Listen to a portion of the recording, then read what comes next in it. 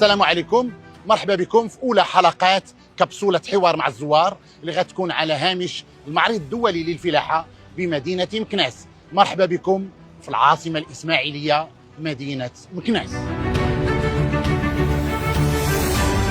الوليد سماك الله.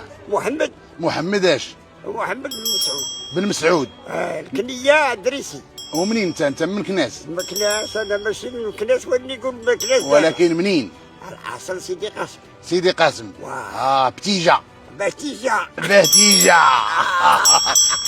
شنو هو العرس اللي كاين دابا عند المكانسه كاملين؟ هذا العرس هذا هو هذا المهرجان ديال هذه الفلاحه، تيكون من العام لعام. دابا راه الدوره 18. علاش تسمات هذا الهديم بهذه السميه؟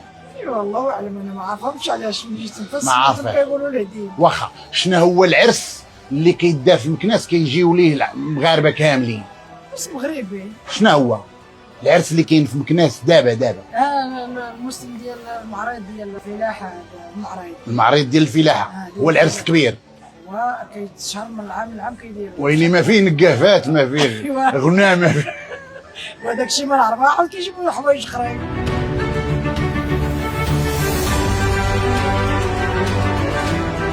العرس ديال اللي كاين في مكناس سميتو هذا العرس الكبير اللي كاين دابا؟ هذا ديال المعرض، هذا عندنا حنا العرس ديال المعرض. المعرض ديال المعرض الفلاحي كبير، موسم 18، الدوره 18. دوره 18 المعرض الفلاحي، دوره كبيره وكتمشي ليه ضروري. ضروري في بلادنا وما نسيولوش. شكرا جزيلا. بعدا ديال الباروك. لا ديال الباروك، نديروا الباروك راه ما درتي حتى حاجه. ها هو بسم الله. وقول لي بعدا هذا الزيتون اللي دقتي ديال اليوم ولا ديال البارح؟ يكون ديال غدا. غنشوف هذا واخا ديال العيد الكبير.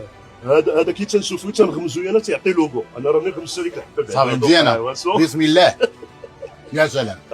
عثمان عرفتي قال لي يعطيني شي سؤالات رخاص.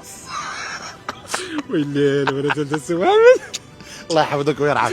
شوف هاد الساحه شي يقولوا لها بعدا؟ تيقول لها ساحه الهديم. ساحه الهديم. وعلاش سماوها الهديم؟ والله ما على بالي ودي السي نقول لي ما هزاش معايا. ما هزاش معايا، تودرات. كنت عارفه وين تودرات. تودرات. هذا العرس اللي كاين دابا في مكناس سميتو؟ العرس ان شاء الله، العرس الكبير اللي كاين دابا ان شاء الله. المعرض ان شاء الله. المعرض ديال اش؟ ديال الفلاحه ان شاء الله. ديال الفلاحه. غادي تمشي ليه؟ الى كتب ان شاء الله. الى كتب ان شاء الله. صحنيش. هذاك صاحبك فين؟ علاش مشى يقلب دابا؟